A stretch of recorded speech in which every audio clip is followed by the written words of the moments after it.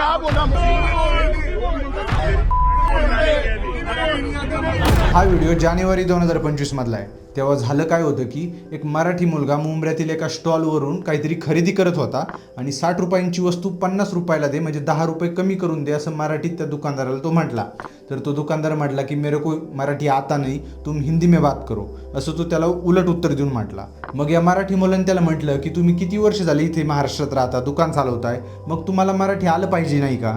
आणि याचाच राग त्या दुकानदाराला आला व त्याने आसपासची लोक बोलून त्या मराठी मुलाला अक्षरशः माफी मागायला लावली। आणि जेव्हा मी हा व्हिडिओ पाहिला तेव्हा मला सजेशनमध्ये अजून काही व्हिडिओ आले ज्यात मनसेचे कार्यकर्ते एका डीमार्टच्या अधिकाऱ्याला मराठी बोलता येत नाही व तो कर्मचारी ग्राहकांसोबत मराठीत बोलत नाही या कारणावरून त्याला माफी मागायला लावत होते। का तर तो डीमार्टचा कर्मचारी मराठी माणसांना म्हणत होता की मला मराठी बोलता येत नाही, जा काय करायचं ते करून घ्या। आणि मग मनसेचे कार्यकर्ते आले आणि खळखट्याक झाला। आणि या दोन व्हिडिओ नंतर मला इंस्टावर यूट्यूबवर खूप व्हिडिओ दिसले ज्यात मराठी येत नाही किंवा तमिळ येत नाही, कन्नड येत नाही किंवा हिंदी येत नाही, यावरून खूप भांडणं होताना दिसली किंवा वाद होतानाचे व्हिडिओ मला सजेशनमध्ये आले। मी ते सगळे पाहिले तेव्हा मला असं वाटलं की संपूर्ण देशामध्ये भाषेवरून खूप वाद चालले आहेत, फक्त महाराष्ट्रात नाही तर कर्नाटक, तमिळनाडू किंवा जे हिंदी भाषिक लोक आहेत ते मुंबईत आले किंवा बँगलोरला गेले तर तिथे असे वाद होताना दिसत आहेत।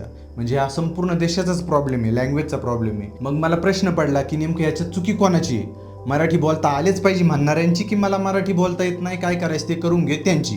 तर या रिसर्च करताना मी अनेक आर्टिकल वाचले, अनेक व्हिडिओज पाहिले, तेव्हा माझ्या लक्षात आलं की हे सगळं का घडतंय। याची 3 कारणे मला समजली। त्यात पहिलं आहे ऑपॉर्च्युनिटी। 2011 मध्ये झालेल्या जनगणनेच्या रिपोर्टवर आधारित जून 2019ला टाइम्स ऑफ इंडियामध्ये एक रिपोर्ट पब्लिश झाला होता। त्यानुसार 2011 मध्ये मुंबईची टोटल पॉप्युलेशन 2,35,00,000 इतकी होती। आता त्यामध्ये मुंबई सिटी, मुंबई सबअर्बन आणि ठाणे हे डिस्ट्रिक्ट सुद्धा इन्क्लूड होते। आता गेस करा की 2,35,00,000 मधले किती लोक प्रॉपरचे असतील? 70 ते 80% तरी लोक प्रॉपरचे पाहिजेत ना, पण नाही। तब्बल 43% लोक दुसऱ्या राज्यातून, दुसऱ्या सिटीजमधून मुंबईमध्ये जॉबसाठी किंवा उद्योगधंद्यासाठी आलेले आहेत, ज्यांची 2011 मध्ये संख्या 1,03,00,000 इतकी होती। आणि सगळ्यात धक्कादायक म्हणजे त्यातले 57% मायग्रंट हे यूपी, बिहार, गुजरात, कर्नाटका या राज्यातून आलेले आहेत। आता याला झाले जवळपास 15 वर्ष।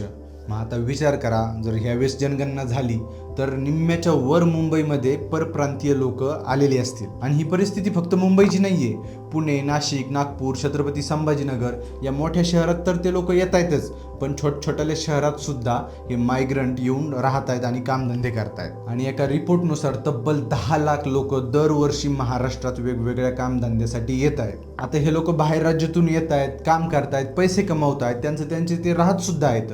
मग प्रॉब्लेम काय? म्हणजे महाराष्ट्र काय देशाबाहेरचा नाहीये, महाराष्ट्र पण भारताचाच एक भाग आहे। मग हे लोक आले, मग त्याच्यात प्रॉब्लेम काय? तर प्रॉब्लेम आहे ऑपॉर्च्युनिटीचा। तुम्ही मनसे, शिवसेना किंवा इतरही पॉलिटिकल पक्ष मराठी माणसांच्या हक्कासाठी आंदोलन करताना पाहिली असतील। कशासाठी? तर मराठी माणसांना ज्या ठिकाणी जॉब मिळणं अपेक्षित असतं त्या ठिकाणी इतर राज्यातील लोक येतात आणि जॉब मिळून जातात। आणि हे कसं काय घडतंय हे समजून घेण्यासाठी हा व्हिडिओ पहा। मराठी पोरांना आम्ही नोकरी देणार नाही, त्याचा उत्तर विचारायला आलोय तुम्हाला। महाराष्ट्रामध्ये धंदा करणार तुम्ही आणि मराठी माणसांना नोकरी नाही देणार। 3 मुलांचे बायोडेटे मराठी मुलांच्या बाजूला टाकले त्यांनी। हे बोलले की मराठी मुलं आम्हाला नाही होत, सूट होत। यात तो मालक म्हणतो की इथं मराठी माणसांसाठी जॉब नाहीये, नोकरी नाहीये। आणि हा व्हिडिओ मुंबईतील आहे।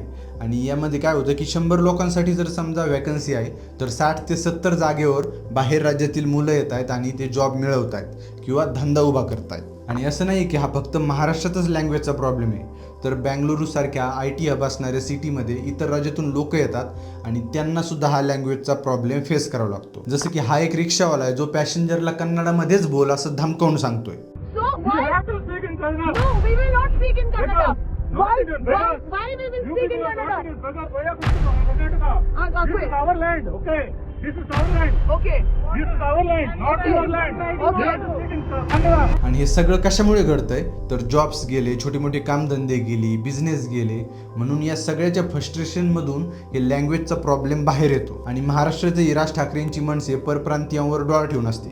कशासाठी? तर राज ठाकरेंनी त्यांच्या या भाषणात सांगितलेलं आहे। आपको मालूम है उत्तर प्रदेश, बिहार और सिर्फ झारखंड से 3 राज्यों से महाराष्ट्र में रोज 48 ट्रेनें आती है, भर के आ रही है, खाली जा रही है। आणि हे खरं आहे याचा तुम्हाला डेटा मी तर सांगितलायच. आता राज ठाकरे पुढं काय म्हणतायत ते ऐका.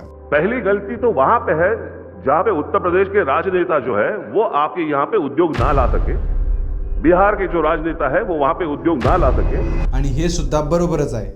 महाराष्ट्रात येऊन कमी पैशात काम करतात, नोकऱ्या करतात, म्हणून महाराष्ट्रातील मुलांना त्या नोकऱ्या मिळत नाहीत, ते काम मिळत नाही. आता यासाठी सरकारने प्रायव्हेट सेक्टरमधील किंवा गव्हर्नमेंट सेक्टरमधील जॉबसाठी, नोकऱ्यांसाठी मराठी भाषिकांना प्राधान्य द्यावं किंवा एक प्रकारे कायदाच करून एक रिझर्वेशन आणावं, अशी खूप दिवसांपासून महाराष्ट्रातील लोकांची मागणी आहे. पण लँग्वेज डिवाईडसाठी फक्त जॉब्स आणि बिझनेस हे कारणीभूत नाहीत.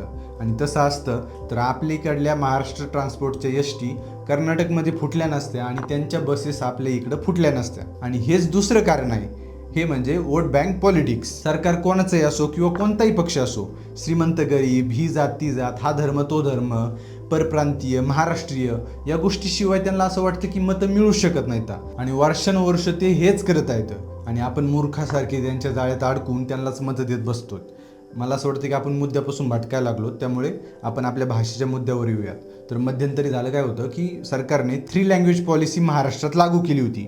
म्हणजे इंग्लिश, मराठी या 2 भाषा तर आधी होत्याच, आता हिंदी भाषासुद्धा महाराष्ट्रातील प्रत्येक शाळेमध्ये विद्यार्थ्यांनी शिकावी असं सरकारने कंपल्सरी केलं तर, मॅन्डेटरी केलं. पण याला खूप स्तरावरून विरोध झाला, वेगवेगळ्या पॉलिटिकल पक्षांनी त्याला विरोध केला, म्हणून सरकारने हा निर्णय मागे घेतला. आता सरकारने असं का केलं होतं तर सरकारला असं वाटत होतं की बाबा एक विद्यार्थ्याला इंग्लिश आली, मराठी आली, हिंदी आली तर तो कोणत्याही राज्यात गेला, कोणत्याही ठिकाणी गेला म्हणजे भारतात, तर त्याला लँग्वेजचा प्रॉब्लेम यावा नाही व तरुणांना जॉब्सच्या ऑपॉर्च्युनिटीज वाढाव्या, हे सरकारचं त्यामागचं इंटेन्शन होतं असं मला वाटतं. पण विरोधामुळे ते काही शक्य झालं नाही. आता सगळ्यात महत्त्वाचा प्रश्न म्हणजे मराठी बोल म्हणणारा बरोबर आहे की मराठी मी बोलणार नाही हा म्हणणारा बरोबर आहे. तर याचं उत्तर शोधण्यासाठी मुंबईमधील एअरटेल गॅलरीमध्ये काम करणारी या बाईचा व्हिडिओ पहा. महाराष्ट्रामध्ये ना तो मराठी बोलो ऐसा बोलता है, चिल्ला चिल्ला तुझ्या सरांना बोलवा. तुम्ही मला टच करू नका. कोणतरी मराठी पाहिजे ना बोल समजायला. हिंदुस्तान में रहते हैं हम लोग, हिंदुस्तान में कोई भी लैंग्वेज कोई भी बोल सकता है. तिचं म्हणणं आहे की मी हिंदुस्थानात राहते, तुम्ही मला सांगू नका की मराठी बोल, हिंदी बोल म्हणून. मला जी भाषा बोलायची ती मी बोलेलच. आणि टेक्निकली तिचं उत्तर बरोबर आहे. आपल्याला संविधानाने किंवा तिला संविधानाने हक्क दिला की कोणती भाषा ती बोलली तरी चालू शकतं किंवा देशामध्ये कुठेही राहिलं, कुठेही गेलं तर तिला ते फ्रीडम आहे, संविधानाने तसे हक्क आपल्याला दिलेले आहेत. पण एक सिंपल गोष्ट मला वाटते की ज्या ठिकाणी तुम्ही येता, तुम्ही काम करता, पैसे कमवता, राहता, सगळं आयुष्य घालवता, मग त्या ठिकाणची भाषा शिकणं याच्यात प्रॉब्लेम काय? समजा तुम्ही बाहेर देशात गेलात आणि तिथं पण तुम्ही हिंदीच बोलायला लागला तर तिथल्या लोकांना काही कळणार आहे का? तिथं तुम्हाला जर राहायचं असेल, पैसे कमवायचे असेल तर त्यांची भाषा तुम्हाला शिकावीच लागेल आणि तिथं त्यांची भाषाच बोलावी लागेल. तसं जर महाराष्ट्रात तुम्ही आले, महाराष्ट्रात येऊन तुम्ही राहिले, पैसे कमवले, तर निदान भाषा शिकणं म्हणजे पूर्णपणे तुम्हाला भाषा नाही आली तरी चालेल, पण निदान भाषा बोलण्याचा प्रयत्न तरी केला तरी मराठी लोक तुमचं कौतुक करतील. आणि मुंबईतले, बँगलोरमधले जे लोकलचे लोक आहेत ते तुमच्यासाठी थोडीफार हिंदी शिकलेतच ना. मग तुम्ही मी हिंदीमध्ये बोलणार, मी तर कोणतीही भाषा बोलणार नाही असं म्हणून कसं चालेल?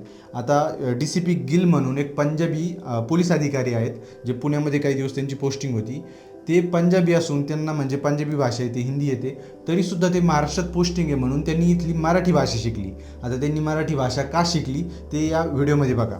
गाव भागाचे जे लोक माझे ऑफिसला येत होते आणि त्यांनी जर हिंदीमध्ये बोलणं माझ्याबरोबर सुरू केलं आणि गाव भागाच्या लोकांना हिंदी पण एवढी त्याची सक्षम नाही आहे, अंग्रेजी पण नाही आहे, आणि पण ते मला वाचून मराठी ऐवजी हिंदीचा वापर करत होते. ज्यावेळी मी पाहिला की मी मराठीमध्ये स्ट्रगल एफर्ट करतो पण समोरचे जे लोक आहे त्याचे जे प्रतिसाद आहे माझे प्रती ते खूपच चांगला आहे. आणि त्यांचं पण बरोबरच आहे. मी पण पाहिलं की जे प्रायव्हेट बँक्स आहेत किंवा इतर कोणती ऑफिसेस आहेत तिथं पहिली गोष्ट तर मराठी बोललं जात नाही आणि दुसरं म्हणजे पेपरवर्क सगळा हिंदी किंवा इंग्लिशमध्ये असतो. आणि तुम्ही मी भरू शकतो समजा आपण शिकलेलो, पण जे गावातले खेड्यातले लोक आहेत त्यांना मराठी सोडून दुसरं काही येत नाही, ते कसं हिंदीमधला फॉर्म भरतील किंवा इंग्लिशमधला फॉर्म भरतील, तुमच्यासोबत कम्युनिकेशन कसं ठेवतील हिंदीमध्ये, इंग्लिशमध्ये. त्यामुळे तुम्ही इथं महाराष्ट्रात आले, काम करतायत, नोकरी करतायत, तर तुम्ही निदान मराठी बोलण्याचा प्रयत्न केला पाहिजे असं मला प्रामाणिकपणे वाटतं. आणि मराठी लोकांसाठी पण माझं एक मत आहे की तुम्ही कोणत्याही ठिकाणी जा, कर्नाटकमध्ये जा, गुजरातमध्ये जा किंवा नॉर्थमध्ये, साऊथमध्ये, कुठेही जा, तुम्ही तिथे गेले, तुम्ही तिथे राहतायत, बंगालमध्ये जर गेले, तिथे तुम्ही राहताय, नोकरी करताय, तिथे पैसे कमवताय, तर त्यांची भाषा शिकण्याचा, त्यांचं कल्चर जपण्याचा प्रयत्न तुम्ही नक्कीच केला पाहिजे. आणि बाहेरून येणाऱ्या लोकांनी सगळंच मराठीत बोललं पाहिजे असं काही बंधन नाही आहे, पण निदान तुम्ही ट्राय केलं पाहिजे अशी माझी किंवा महाराष्ट्रातील प्रत्येकाची इच्छा आहे. आणि हे जर 100% झालं तर लँग्वेज डिवाईडचा हा प्रॉब्लेम मुळापासून संपू शकतो आणि आपल्या देशाचे तुकडे होण्यापासून वाचू शकतात असं मला वाटतं. आता तुम्हाला काय वाटतं? जे महाराष्ट्रात येतात लोक, त्यांनी मराठी शिकलं पाहिजे का शिकलं पाहिजे? आणि जर त्यांना शिकवायचंच असेल तर सरकारने काय केलं पाहिजे, आम्ही काय केलं पाहिजे, म्हणजे कोणत्या पद्धतींचा वापर केला पाहिजे? जसं कर्नाटकामध्ये काही रिक्षांच्या मागे तमिळमधले काही शब्दांचा किंवा जे रोजच्या वापरात शब्द आहेत ते लिहिलेले, तर त्यांना ते पॅसेंजर लोक आहेत ते वाचतात आणि तमिळ शिकतात. तसं महाराष्ट्रात काही घडलं पाहिजे का? महाराष्ट्रात काही तसे इनिशिएटिव्ह घेतले पाहिजे का? हे मला कॉमेंट्समध्ये सांगा. आणि माहिती आवडली असेल, व्हिडिओ आवडला असेल तर लाईक करा, शेअर करा, सबस्क्राईबसुद्धा नक्की करा. आणि मला इंस्टाग्रामवर सुद्धा फॉलो करा. मी तिथे असे छोटे छोटे शॉर्ट्स वगैरे, रील्स वगैरे टाकत असतो इन्फॉर्मॅटिक, ते तुम्हाला पाहायला मिळतील म्हणून. चला आता आपण भेटूयात पुढील व्हिडिओमध्ये. धन्यवाद.